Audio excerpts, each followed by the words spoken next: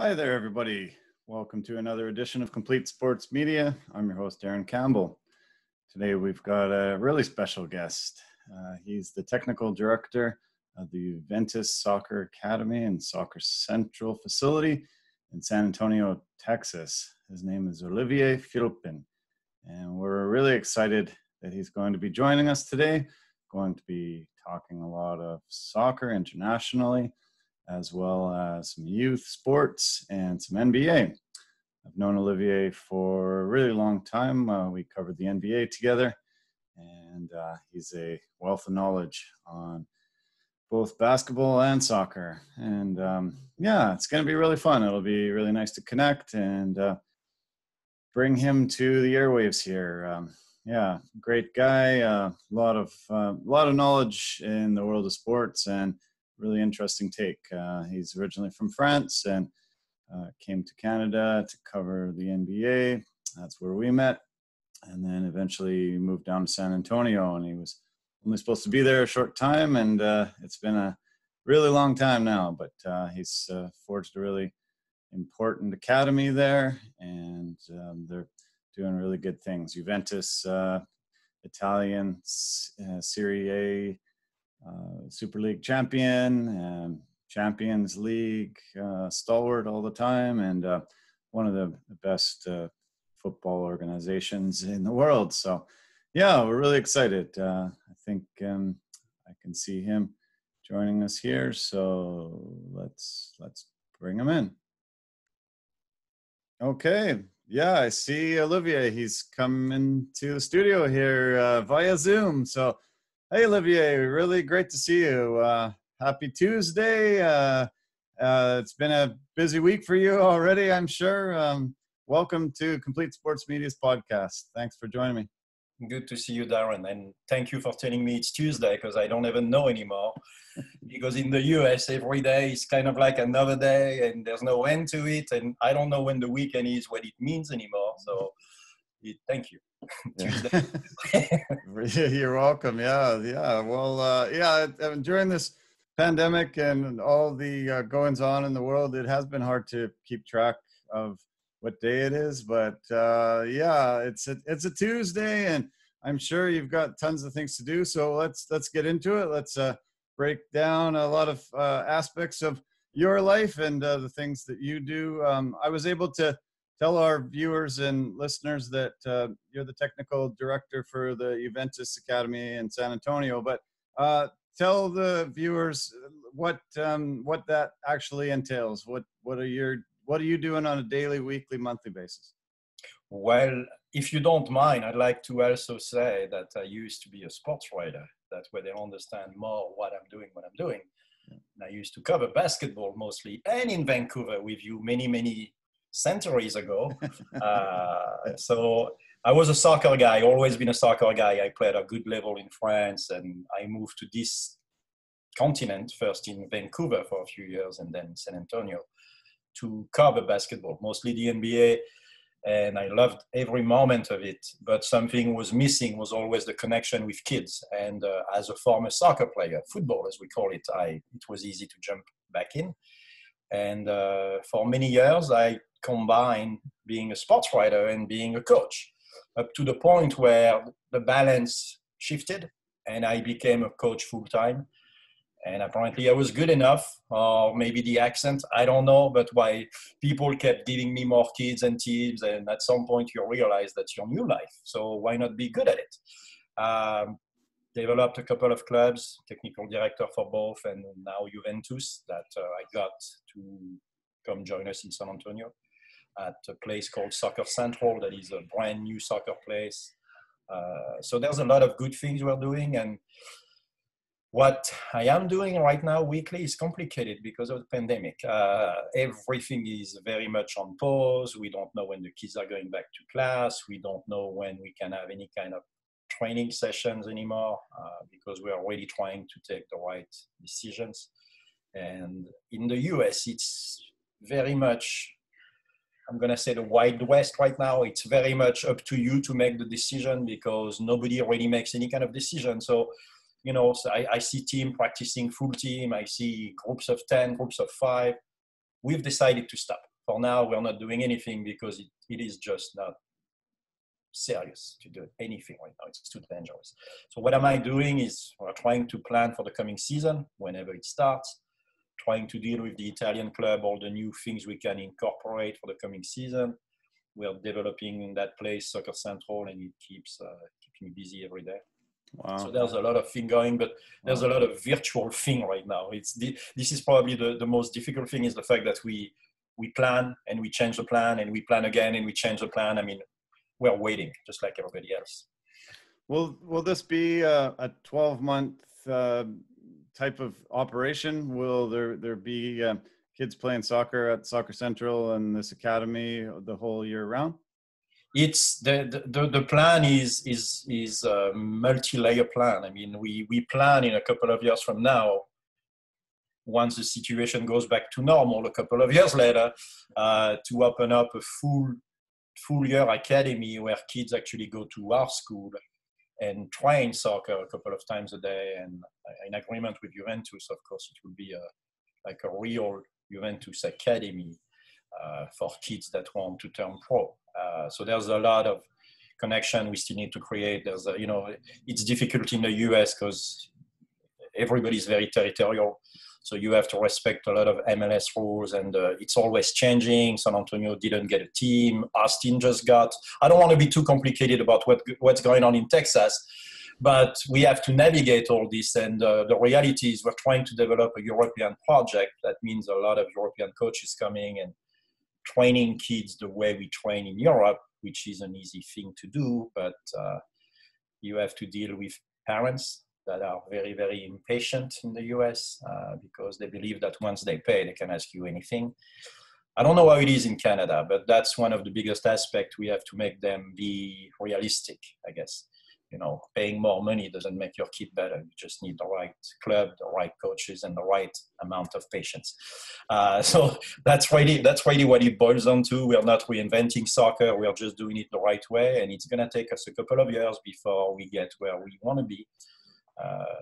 Developing kids is not enough in itself. We are building a pathway for them to end up in college or maybe MLS team, maybe at the end of the road, big professional club in Europe.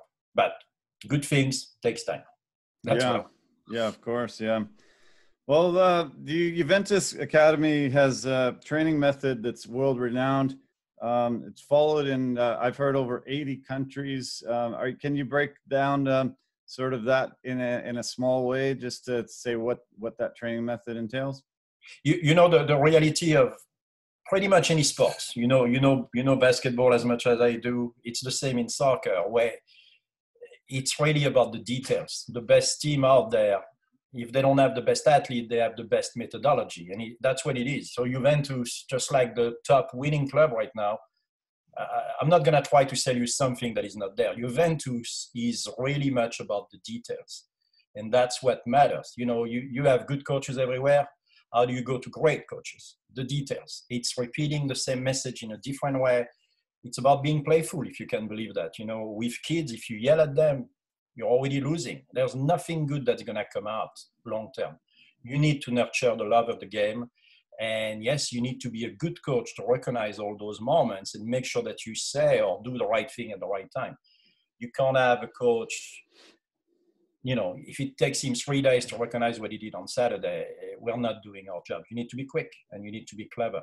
So Juventus is asking you to incorporate all that. Again, not reinventing the wheel. Soccer is soccer. You can decide to play from the back or to press up top, whatever. Those are details. The reality is the philosophy from year 5 pretty much to 18. You need to build those kids technically, tactically, and also philosophically. They need to understand why they're doing what they're doing.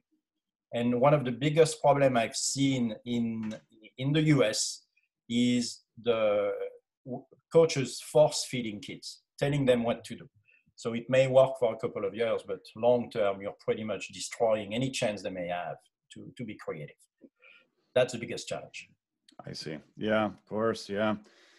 Yeah. Well, Obviously, the black and white Juventus, very prestigious name. It must have been fantastic for you to be able to convince them to open up this academy in San Antonio, put in the money to get the Soccer Central going. I heard that a guy by the name of Carlo Mastalone was really instrumental in making this agreement happen. Talk about him and his involvement and what you had to do to actually go to Europe, convince one of these clubs to set up their academy here. Must have been a big undertaking, but I'm sure very satisfying that you ended up making it happen. It was a tough one. Imagine you don't realize you have to buy a plane ticket to go to Italy again. So yes, someone had to do it. The reality of those big clubs is there's only a few handful of professional clubs that do this international expansion for the right reason. And Juventus is definitely one of them. And there's only a few of them. I mean, I was in touch with other clubs I'm not going to name that are not doing this for the right reason, which is really giving those kids a chance at seeing the way it's done. Some clubs do it for branding and only branding. And that's not enough. So Juventus, clearly, Carlo, who used to play professional, it was an easy sell because he's a soccer guy. And there's no BSing your way. Can I say BSing your way on your podcast? Yes. There's no BSing your way around this. You talk to someone who knows the game and you talk about soccer. And that was the sale right there for me. We met many times after that, and every time I had the confirmation that we're speaking the same language, which is about sports and kids. So Juventus absolutely fits what we are building here in San Antonio. And let's be honest, San Antonio is a 2 million people place now, more than a town. I forgot the word in English. My French wants to jump in, but there's 2 million people in San Antonio and suburbs. It's still not big enough for a club like Juventus. So how did we get them here was with Soccer Central. Soccer Central, we're building a place that's going to be finished by the end of the winter that will offer any kind of soccer you can think of, between street soccer, futsal, beach soccer, the big field, the indoor field. We're going to have a rooftop field to play kind of like a hockey game with soccer ball. Any kind of soccer game you can imagine. That includes golf, ping pong soccer. There's a name for it, but we don't have a sponsorship there yet. So any kind of soccer game you can imagine, we are going to offer that to the kids. And we also have deals coming with international club and federation that will allow little Texan kids to be exposed to that kind of level quickly. And that's why it's a fascinating project that, honestly, I wish I was a kid again and be able to go there, spend the day there. Whenever it's open, whenever we're done with this health craziness, that's going to be a heck of a place. And Juventus is there also because they believe in that project. That's what I was trying to say. Nice. Yeah, that's amazing. Yeah. Sounds like an incredible facility. And I think you and I both wish we were kids again. Be nice to just be able to play a sport and just not have to have anything, to worry about. And this pandemic has been really tough on the mental health of most of us. And it'd be nice just to be a kid again and play soccer, not have to think about much else.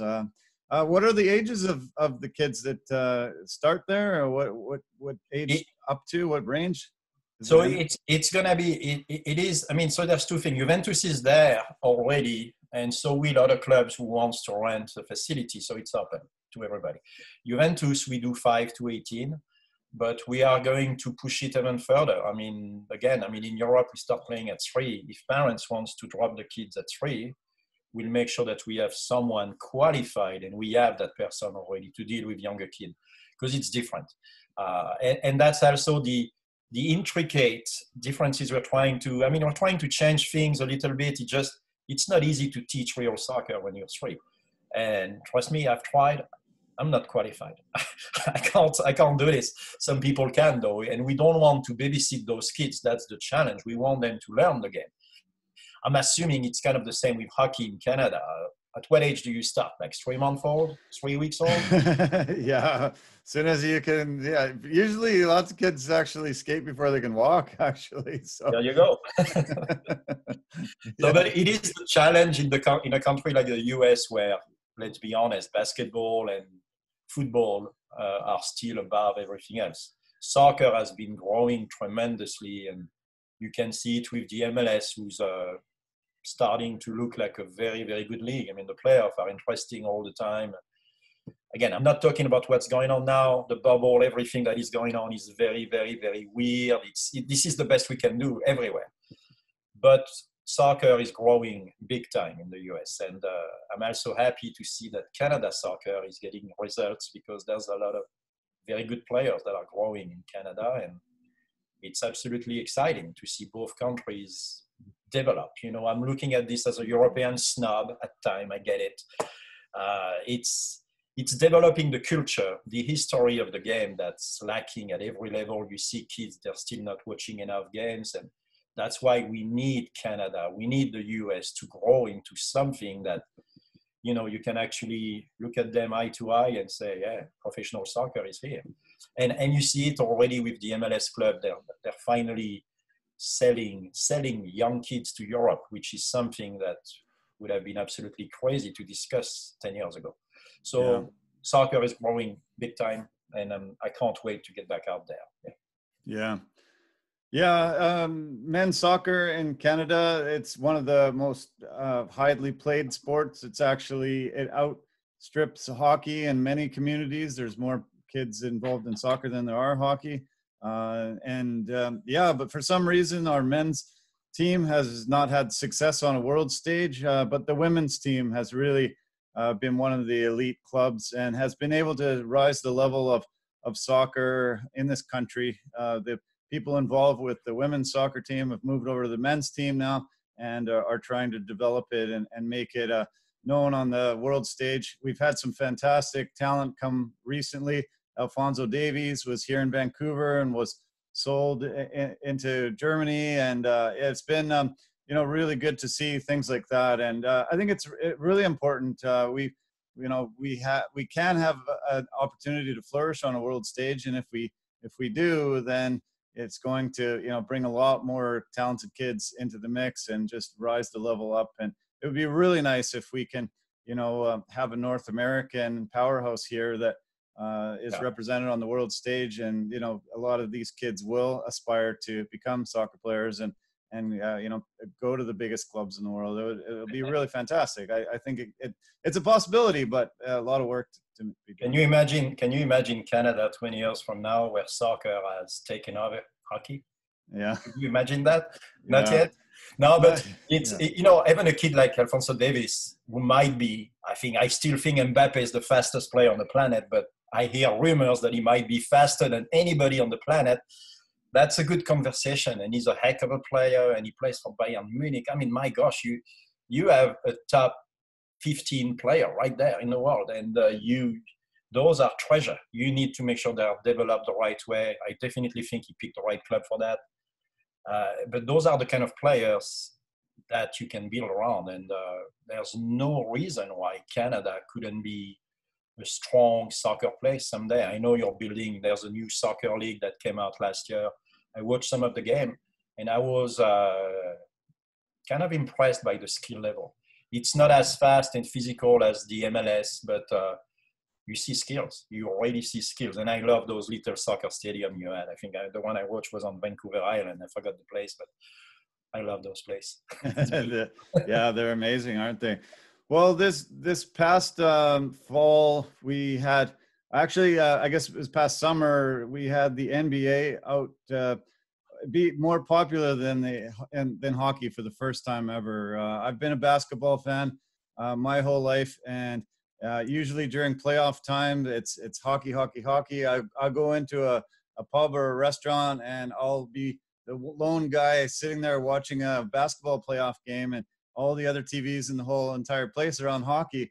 And this year it was the reverse. The Canadian teams didn't make it far into the playoff round, and the Raptors just started a momentum and went all the way and took the championship. And it was really exciting to see that this country just absolutely fell in love with basketball. It just became something that was celebrated in every province across the country, and yeah, I welcome that, and I'm glad that kids have a different opportunity, a different sport to follow and love, and I think if a team can be successful, if a sport can have success on a world stage like that, there'll be kids, there'll be fans, there'll be support. And, for the first time in my life, NBA was more popular than hockey for a little while. That's good to hear. I didn't know that. But you're welcome. I mean, from someone that covered the Spurs for about 15 years, and you are welcome, Toronto. You are welcome. I mean, it was so harsh to watch the playoff and see Kawhi do his Kawhi thing, and you're like, oh my gosh. And I love Toronto, and I was in Vancouver covering the Grizzlies when there was those signs explaining to the fans what are the rules. So I was there day one with the Vancouver Grizzlies. I have signs in my house, from the big country, Sharif and Mike Bibby's era, and I'm looking at Toronto win the championship, and I'm happy. But it's bittersweet because Kawhi is doing all this, and I'm happy for the guy, but it was so ugly at the end here. And nobody in town looked at that final untouched. Right. Like, oh my gosh. Yeah. So, yeah. I can imagine, yeah, because, you guys saw Kawhi come into the league. The team was able to embrace him and put him into the Spurs culture, which, one of the best organizations in basketball over the past 20 years. And, to have that relationship sour and him to leave in not good terms and immediately go to another team and win the championship, it must have been really tough to deal with.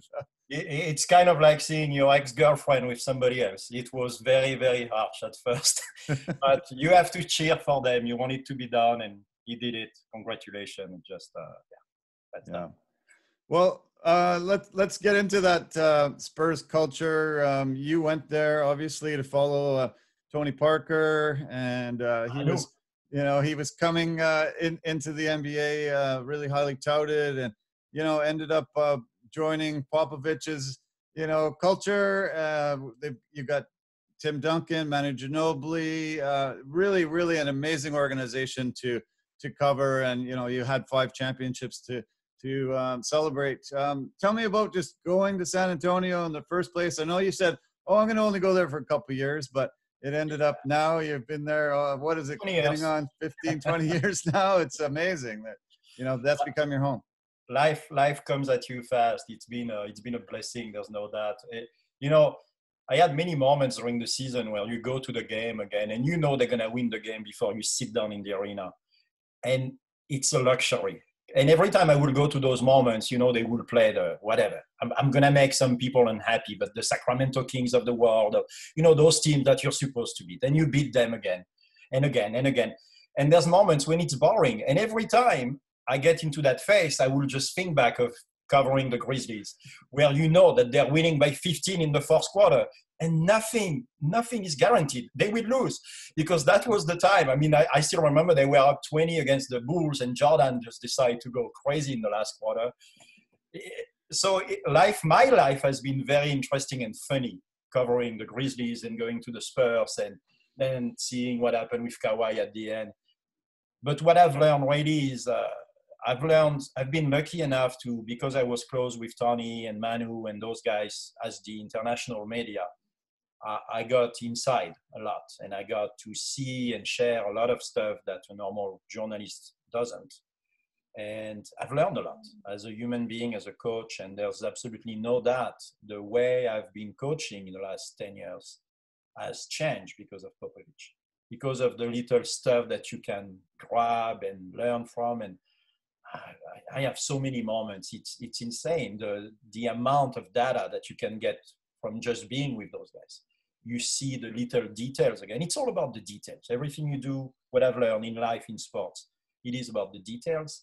And that's a top-notch organization. I mean, I work with Paris Saint-Germain, PSG. I don't know if you remember that. In 95, so 25 years ago. That's a long time ago. I used to work with them for a couple of years. Lucky again, new experience. But I have never seen anything like the Spurs. To this day, I mean, it's up there. And there's a reason why they won so much for so long. You repeat the same details, the same recipe. The biggest challenge, Darren, is when you got that long, how do you say in English, longevity like this, it's finding a way to go back to the mat season after season. That's what I told Pop one day. That was my only question for him that season, pretty much, because you don't want to talk to him too much after the game. He's always in a weird mood. It's how do you find a way to keep doing what you're doing? Because that's the nature of, of the human race and team sports. It gets old at some point. And Pop has found a way to stay young. I mean, he keeps yelling, he keeps pushing, he keeps asking excellence. And I don't know how he does it for so long. I have no clue. Yeah.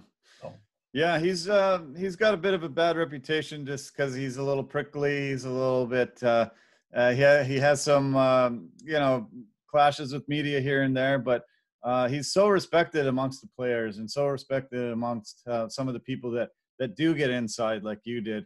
I think he gave you a little bit of inspiration to become a coach and to, really, start working with the talent and the youth and that type of thing. Is that the case? Was he, one of the inspirations for you? Absolutely. I mean, I've been on the road with those guys for so many years when they were, championship contender. And every time I would go out with Tony and, basically every time you go to a restaurant and Popovich happened to be there, he's going to pay for it. And that's what he did. You don't even know. And suddenly someone said it's been taken care of and it's Pop waving at you from a distance.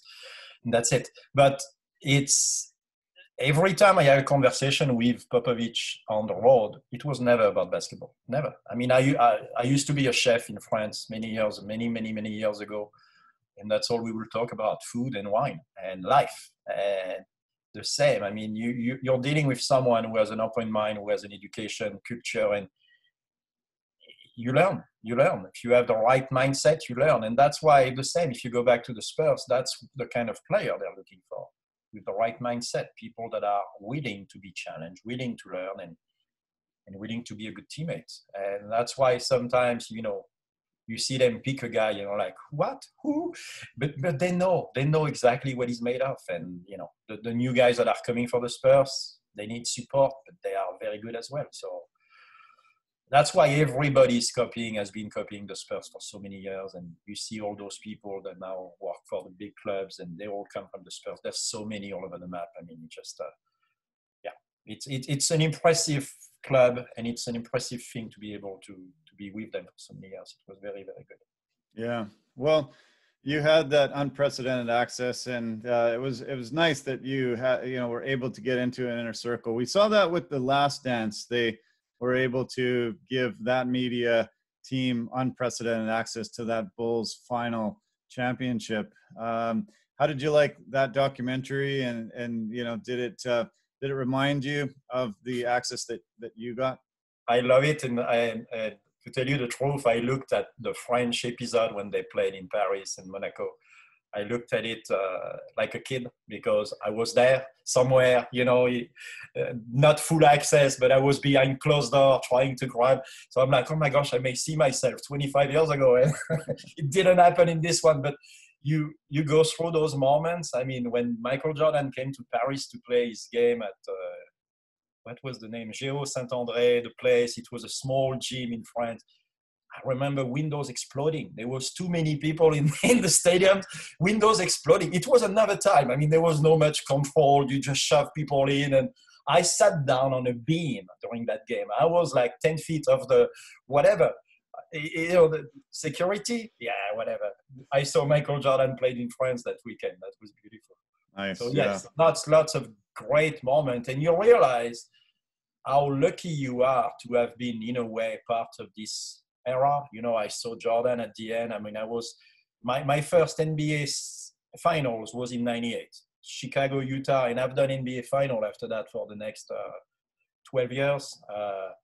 But that one, the first one, that was the last of Michael Jordan. I was there. I even asked a question to Michael during one of those ESPN briefing, and I was shaking like a leaf. I was, I was a rookie. I'm like, please don't pee yourself when you talk. Beautiful moments. Yeah. And that's why you love the sports. You know, I talk about it, I'm smiling like a kid right now, and it's going to be there forever. Yeah. Yeah, you're right. Yeah. I felt the same way. I kept looking to see myself. I was in a lot of the scrums that, that were around those guys. I was in some of the footage.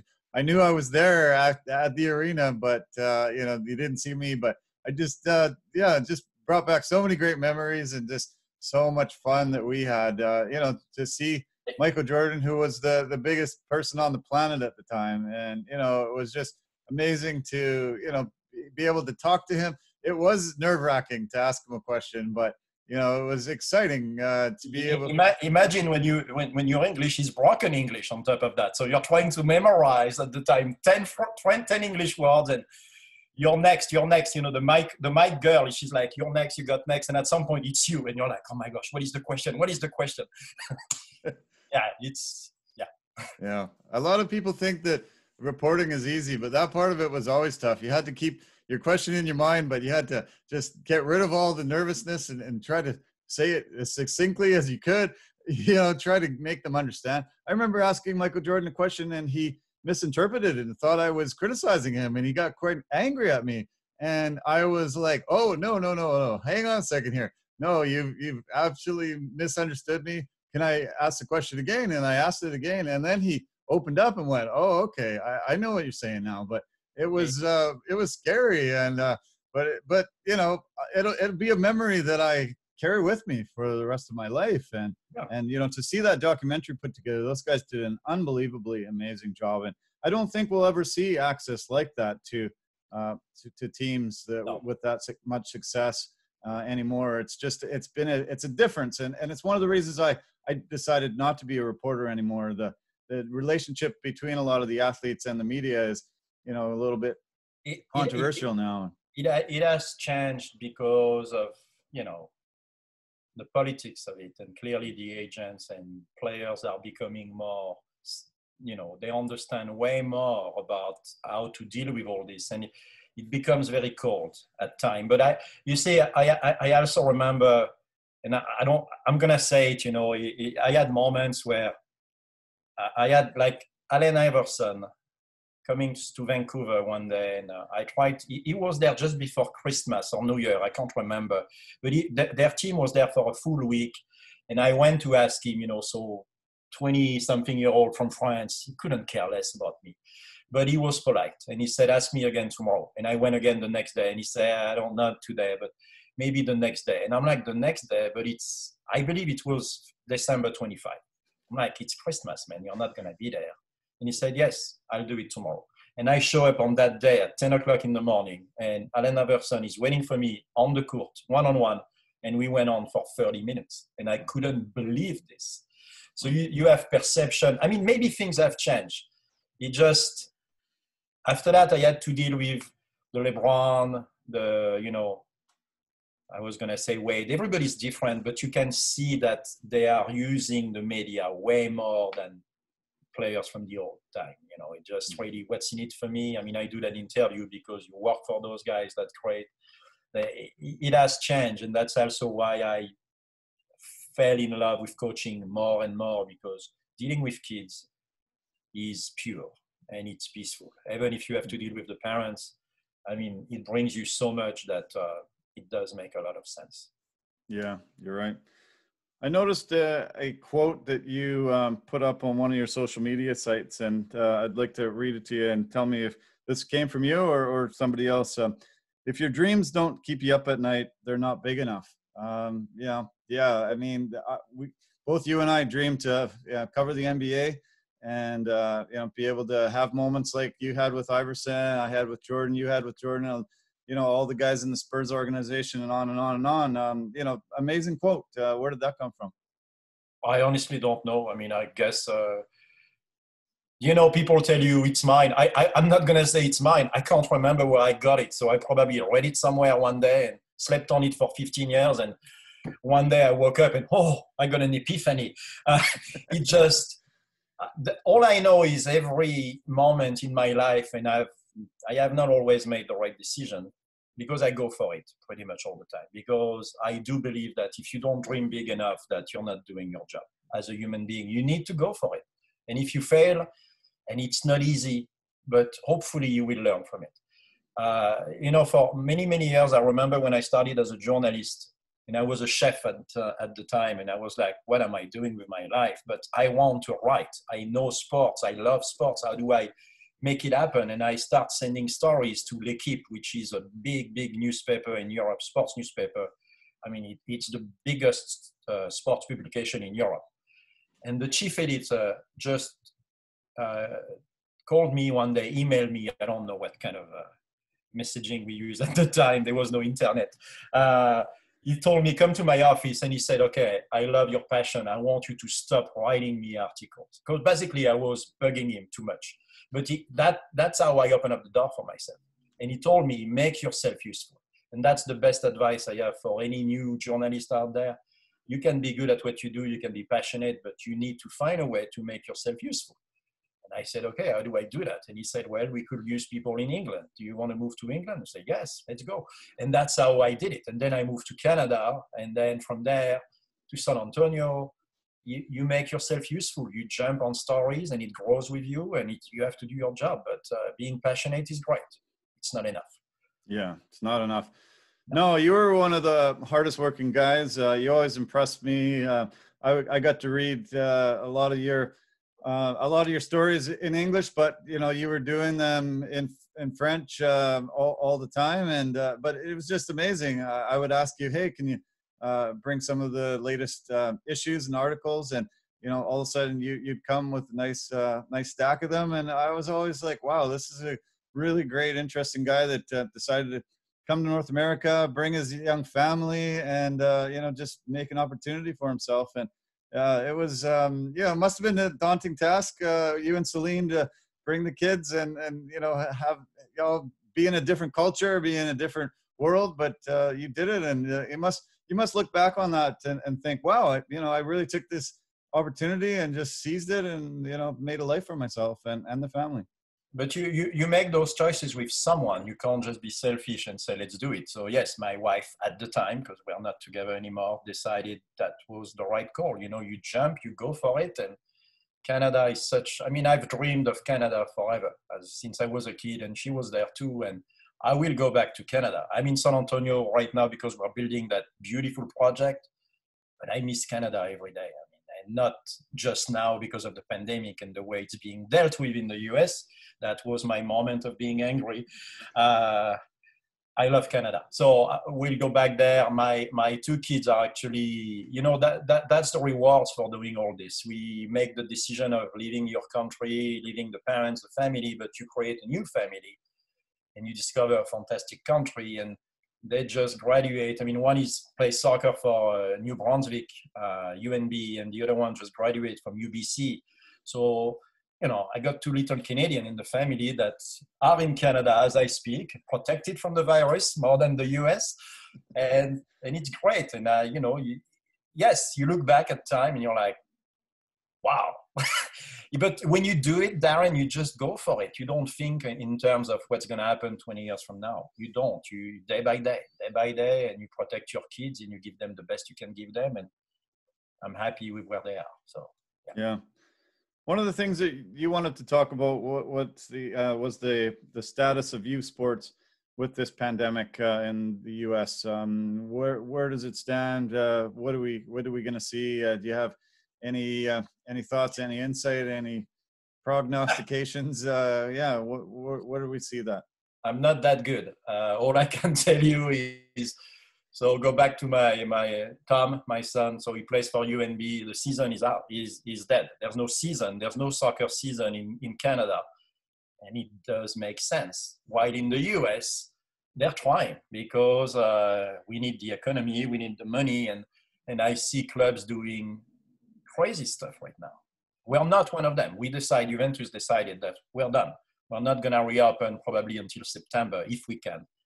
But I got clubs that are convincing kids to jump club because it makes sense. And I'm like, this is crazy. And they're practicing. And you're like, okay, how many kids are you going to get sick? How many parents are you going to get sick? Oh, we have to make money. I'm like, that's where we are. And that's the problem with the US right now. It's going very, very fast. I'm not a scientist. I'm just repeating what I hear because I can see it. I'm in a city of 2 million people where we have about 1,000 cases a day right now. And I know that in Canada, you get 300 a day as a country. So should I say more? Probably not. It is complicated. I don't even know if we're going to have a season. We try to have little groups of 5 kids to practice, no contact, but it's difficult to make sense of it because soccer is a team sport. I do understand very, very well that we need to find a way to get the kids out of the house, to give them some chances to do something. And we've done everything we can between the Zoom video, between, you know, all kind of video we can create for them, all kind of game we can send them, but there's an end to it. The reality is, when can we play again? I don't know. I mean, the league is telling us that we're probably going to start at the end of September here, but it may change by next week. And that's the big question mark right now about everything we do. We don't know. Sure. What would, if a parent asked you for advice and they said that my son's league hasn't started, I'm not sure if it will, I need to, you know, make sure he doesn't lose that whole year of development.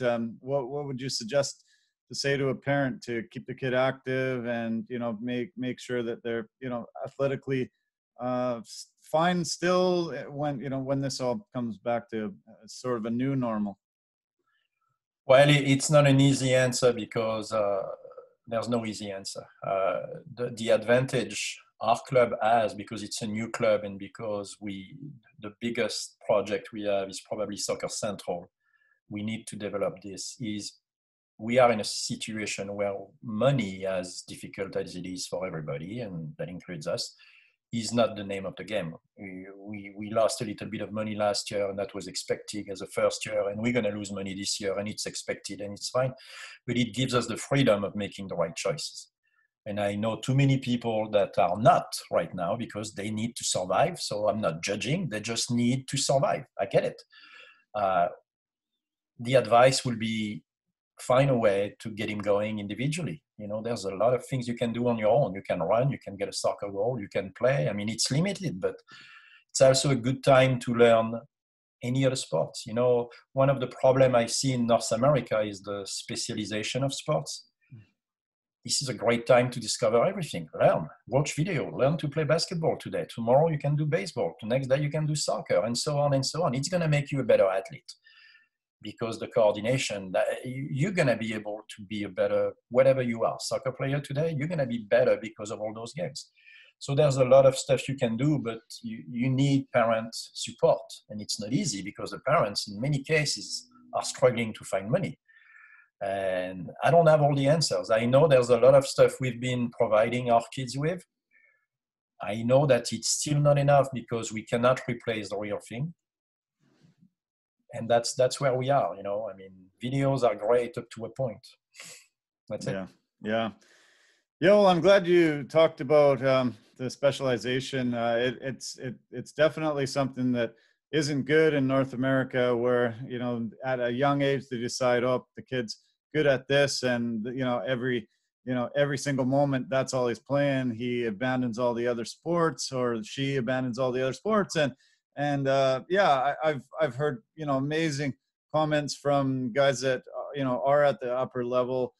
They said, you know, I played all the sports, and that, you know, it's actually made me so well-rounded and so athletically gifted that, you know, now I'm a professional. And I think a lot of parents that for some reason think that, you know, they have to specialize, they have to just pump that money in and all the time. And I'm really glad that you talked about, you know, they should be well-rounded. They should play all the sports. Yeah. Before you pick one, and yes, I get that. We are also in that era where, especially in North America, where we're talking scholarship and there's a lot of extra pressure on the kids. But let's be realistic. In Europe, it's not scholarship. It's called joining a professional club. So it's the same. By the time you turn between 12 and 14, you better know what you want to do, because otherwise you don't have a chance. You're not going to be good enough. But, you know, in very early, I keep seeing that mistake where parents believe that it's a race against time. No, it's a race about developing your passion for the game. I mean, and every time you yell at him or push him to play more, you're destroying the kid's chances. You know, Manu Ginobili from the Spurs, I'm sure you remember the way he played, very, very chaotic at time. It was controlled chaos. And one day I asked him, where did he learn those moves? And those are soccer moves. The changing the pace, changing the, how do you say, the steps, everything he will do with his feet, those are soccer moves. And he learned playing soccer. And there's so many examples of this. How do you make people understand that they're not wasting their time doing this? To this day, I don't know. Because, you know, again, we live in a country where it's about immediate results. You pay, you need to get better. And, you know, I see many kids the age of 6 to 10, they don't even know how to run yet. So we're working on coordination. I had kids running this way. It doesn't work with a soccer ball. You need to be able to run. And sometimes it's mind-boggling, the conversation that you have. But with experience, you anticipate more and more, and you try to sell the idea of this. And I'm probably getting better at it. I'm less frustrated with people, but I know what they're going to come up with. I know, because it's always the same story. You know, my son is the best somewhere. Okay, where was he playing? Oh, the YMCA. Oh, okay. He was the best at the YMCA. You know, it means nothing. Absolutely nothing. So you have to be patient. You have to explain. And that's our job as coaches. You explain, you teach, you find a way. Yeah. Do I talk too much? No, not at all. No, I love it. No, you don't. No, it's perfect. Does Cristiano Ronaldo, does he resonate there as much as he does in all the other parts of the world? Do people think, wow, you know, I can, you know, join an academy that has him as, you know, the top representative? Yeah, he does. He's not here. So let's be clear. If you want to join Juventus Academy San Antonio, you won't see Cristiano Ronaldo every weekend. He's in Italy. There's a long path. But yes, he's absolutely part of this. And he's quite an example. You know, I mean, I'm a Messi guy. And it's okay to say that. Messi is up there with Cristiano. Cristiano, I give him that, works harder than anybody I know to this day. And you have to give the guy respect. You know, after that, we're talking style of player. But as far as teaching, there's nothing you can say about Cristiano. He works hard every day. He got to that level on his own, and he's a fantastic player. And the funny thing about North America, and it's also its weakness, you can still see it. You ask a kid today, who do you know? Well, it used to be Beckham. Now they know Messi and Ronaldo. And beyond that, that's, you know, the day the kids are going to be able to name the starting 11 for USA or Canada is when, you know, you're winning. You're finally winning as a sport. And we're not there yet. We're not there yet. That's true. Yeah. Well, Ronaldo scored 2 goals yesterday, and he was actually able to reach 50 goals in Serie A, and the first guy to ever have 50 goals in La Liga, in the Premier League, and in Serie A. You know, really amazing accomplishment, and yeah, just so much more notoriety for your club. Yeah, he's a machine. I mean, again, I'm sure you all have in mind the extension of that guy when he goes for header. Or bicycle kick, and you look at him and he's like 25,000 feet off the ground, and you're like, how do you do this? I mean, how many push-ups does he do every day? Or sit-ups? Yeah. You need to build your core. And yeah, again, it's completely a testimony to his dedication. It's just, he works super hard every day, and he's still there. You know, he's getting older, but 50 goals. Yeah. Yeah. You mentioned Messi, and he came into my mind a lot through this conversation. What age did he actually start at his academy? I heard it was quite young. Oh, I don't remember, because Messi started very, very young, because he was and still is. He's a genius. I mean, he was about 2 feet tall, and he was already dribbling people. And you cannot teach that. That's the biggest difference between a Messi and a Ronaldo. Messi was not normal. It's just, you see, as a coach, you look at what he does, you're like, how do I teach this? I can't even reproduce this. And it makes no sense to try to, you know, so he's not a good example. Cristiano, it's different. You could see the physical progress and you see what he's doing with it and that speed and that elevation. And it's fantastic to be able to work with someone like him, even from a distance. I mean, every time he does something, we share those videos with the kids, and that's all they know. I mean, yeah, they know Dybala a little bit, but it's Cristiano Ronaldo is the god for them. Yeah, of course.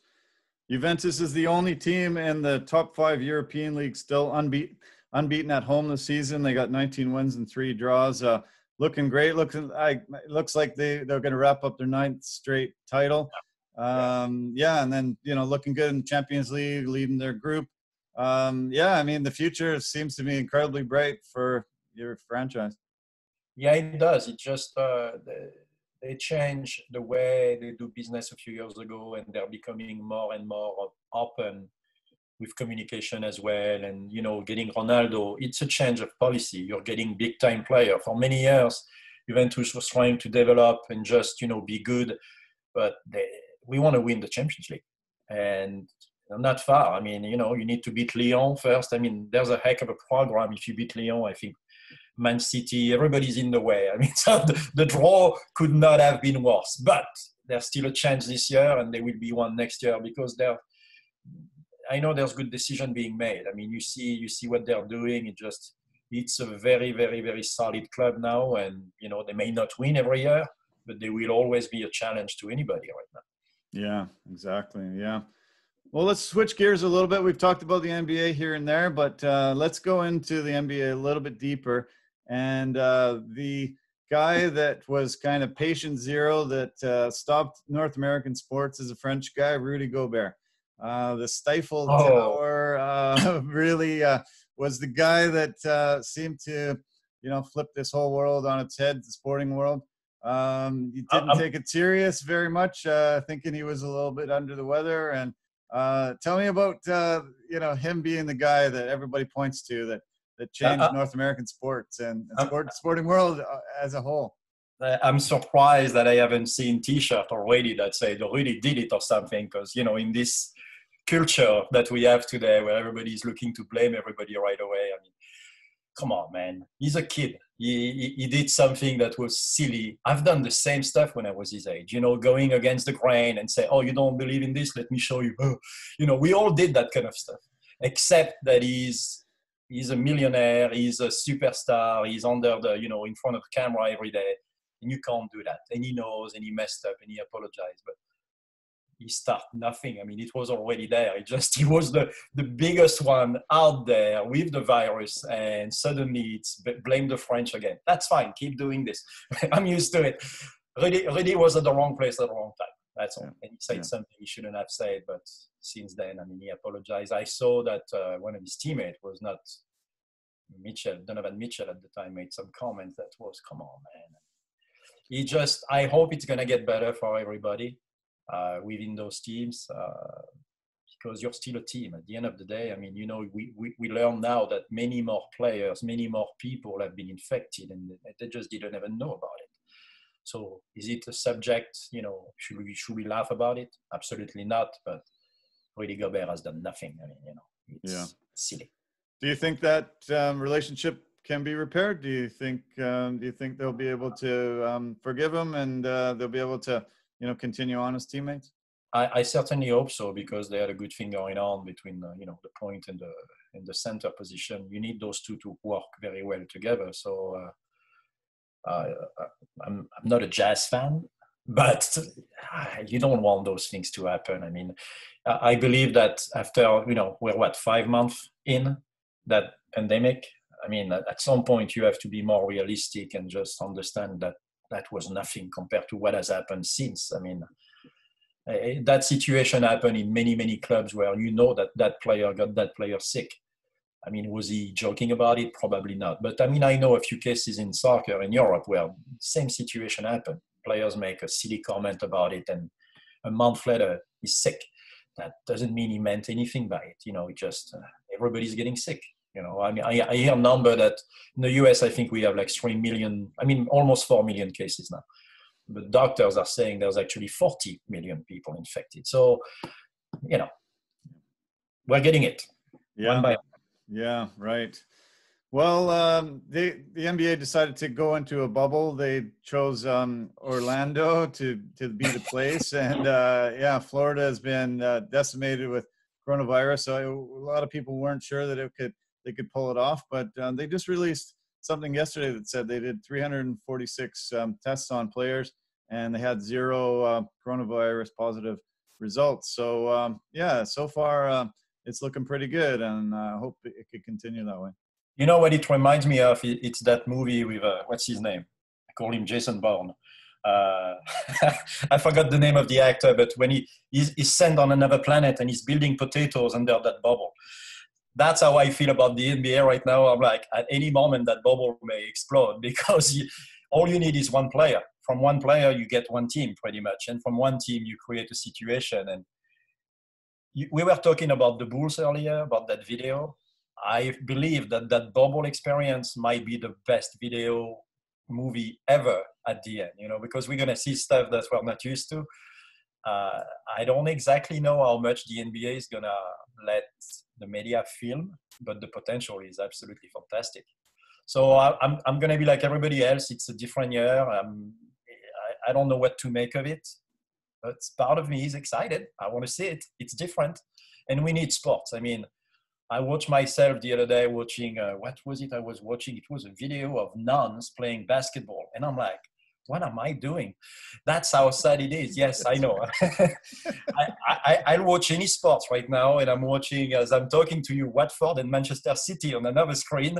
I need sports, sadly, Yeah, well, I know what you mean. Yeah, I mean, I've been starving for sports, and this was a bit of a conduit for me to get back into covering some sports, following some sports. They're all just around the corner. All these leagues in North America are going to be starting up in the next week or two, and so we won't have to watch nuns playing basketball. And it was a short video, but was it? You were thinking of Matt Damon, so yeah, that's the guy that you were thinking about. Yeah, that's the guy. Yeah, so. But you know what I realized? It's more than sports. It's I've never watched sports as a fan yelling and screaming. I'm not like that. I'm more. I mean, I guess I was always getting ready to be a coach. It brings me peace of mind. I'm watching soccer again or basketball or whatever, and it's kind of like you feel okay. I'm back to a good place.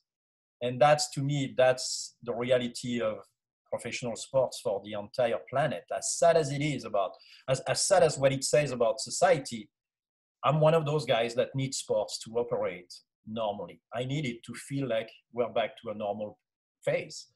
And yeah, more than ever, those professional athletes, that's what they need to do for all of us. They need to give us that feeling that we're going back to a good place. Yeah. Yeah, well, it inspires children, and you're doing a great thing there to inspire the youth of San Antonio, and I'm sure the surrounding area. And I love working with kids. I love being able to inspire kids. One of the reasons why I wanted to do this podcast was just to be able to make people realize how important it is to have sports in your life, and the passion that I feel, the drive that I get every day I wake up. I know I'm going to be able to turn on the TV and watch a game. I'm super excited. I can't wait. There's going to be a moment in that game that I'm going to love. There's going to be a moment when I play sports that, I feel really good. I feel like a kid again. And, it just develops so much for your life to be involved in sports. And I'm hoping that it does, really resonate with people and, turn a lot more people onto sports, because it's changed my life and really helped me have a great life, something I can really look back on and feel really proud and happy about. Yeah. I watched a soccer game from South Korea a few weeks ago, and I was laughing watching the game. I'm like, I don't even know who's playing, and I don't even care. I just want to see the drama unfold. You want a team to score, something to happen. You want to see the reaction. And yes, I'm looking at the tactics, and I made some interesting comment, I guess. But you need this. I mean, some people, I love hiking. I love nature. I can get a complete bliss disappearing in the mountain, and I will get the same watching a good game. And, sadly, it's needed, whatever you need. I mean, to me, it's sports. So, yeah. Yeah, well, the pandemic hit and there was no sports. I was able to get out and do a lot of hiking and get out to nature, which I love as well. And it really was good for the mental health, good for the physical health. But I'm ready to start turning on the TV and watching sports and getting involved. I really would like it once the NBA season kicks in and once things start developing. We're seeing a lot more sports for you to join us again. This was a fantastic time to reconnect and talk. It's fantastic to be able to talk sports and be able to know that anytime soon, very soon, we're going to be able to be watching live sports. And you should come and join me and break some of the games down. Let's do that. It was fun. As long as you don't put any subtitles at the bottom. No, it was fun, man. Yeah. Well, I'll let you get on with your day. I know you're a busy man. So, it was really fun. I appreciate it so much. Anything you'd like to say before we hang up? No, that's it. I mean, enjoy Canada because you're in a very good place right now.